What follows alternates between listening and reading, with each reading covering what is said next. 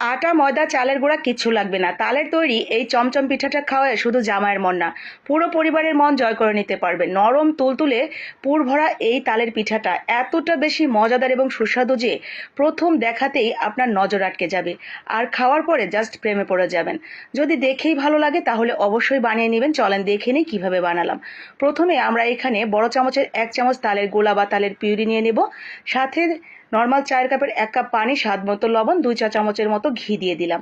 সাথে একটু নারকেল কোড়া দিয়ে এটাকে ফুটিয়ে নিচ্ছি 1 থেকে 2 মিনিটের মতো। তো 2 মিনিটের মতো ফুটে গেলে এটা একটু কমে যাবে মিশ্রণটা। এরপরে আমরা এখানে দিয়ে দিব ছোট বাটির 1 বাটি সুজি। সুজিটা আমরা শুকনো খোলায় হালকা করে একটু টেলে নিয়েছি। তো সেই টালা সুজিটা আমরা এখানে অ্যাড করে দিলাম। সুজিটা দেওয়ার পর সাথে সাথে নাড়া দিতে যাবেন না, চুলার আঁচটা কমিয়ে দিবেন। একদম লো করে দিয়ে ঠিক এইভাবে ছেড়ে দিবেন 1 থেকে 1.5 মিনিটের জন্য। 1 থেকে 1.5 মিনিট পর এটা দেখবেন নিচের দিকটা অনেকটা শক্ত শক্ত হয়ে যাবে। দেখেই আপনি বুঝতে পারবেন পানিটাও শুকিয়ে আসবে। ঠিক তখন উলটপালট করে নাড়াচাড়া করে দিবেন। এই পর্যায়ে কোনোভাবেই ওই পানিতে চিনি মেশাবেন না। সুজিটা পুরোপুরি সিদ্ধ হয়ে গেলে এরপরে আমরা এখানে মিষ্টির জন্য চিনি ব্যবহার করব। বলেন তো চিনিটা কেন আগে দিলাম না?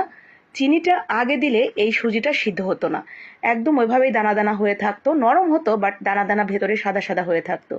তো কোনোভাবেই চিনিটা আগে দিবেন না। পুরোপুরি সিদ্ধ হয়ে গেলে, পুরোপুরি যখন ডোর মতো হয়ে যাবে, ঠিক তখন এখানে আপনার মিষ্টির টেস্ট অনুযায়ী একটু চিনি অ্যাড করে দিবেন। তো আমি 2 চা চামচের মতো চিনি অ্যাড করে ভালো করে মিশিয়ে নিয়েছি, এক সাইডে রেখে দিলাম। এইখানে আমি নিয়েছি একটু খেজুরের গুড়। তো শীতকাল যখন ছিল তখনই আমি খেজুরের গুড় কিছুটা পরিমাণ ডিপ ফ্রিজে সংরক্ষণ করেছিলাম। তো সেখান থেকে খেজুরের গুড় অল্প একটু দিয়ে একটু পানি দিয়ে গলিয়ে নিয়েছি। গলানো হয়ে গেলে আমরা এখানে দিয়ে দিয়েছি কিছুটা নারকেল কোড়া আর একটা এলাচ। তো এরপরে শুধু জাল করে এটাকে সুন্দর একটা নরম পাকের পুর তৈরি করে নেব। কারো কাছে যদি খেজুরের গুড় না থাকে তাহলে আপনারা চিনিটা প্রথমে গলিয়ে একটু ক্যারামেল করে নেবেন। এরপরে নারকেলটা দিয়ে সুন্দর করে নরম পাকের একটা পুর তৈরি করে নামিয়ে নেবেন। গুড় দিয়ে বানালে এটা টেস্ট একদম ফাটাফাটি আসবে। তো এই মুহূর্তে গুড় পাওয়াটা একটু টাফ, যদি কারো থাকে তাহলে গুড় দিয়েই বানানোর চেষ্টা করবেন। এরপরে ওই যে আমরা নেব পানিটা, ধুর পানি কিসের থুক্কু, ওই যে প্রথমে যে আমরা ডোটা বানিয়ে রাখলাম সুজির, তো সেই সুজির ডোটা ভালো করে হাত দিয়ে মেখে আমরা ভাগ ভাগ করে নিলাম। তো ভাগ ভাগ করে নিয়ে আমরা ঠিক এইভাবে একটা বাটির মতো তৈরি করে নেব। এরপরে মাঝখানে পুর দিয়ে দিব। তো এরকম নরম পাকের পুর তৈরি করলে ভেতরে খুব সুন্দরভাবে সেট হয়ে যাবে। শক্ত পাক করলে কিন্তু এটা একদম উস্কো খুস্কো হয়ে থাকবে, ভালো লাগবে না।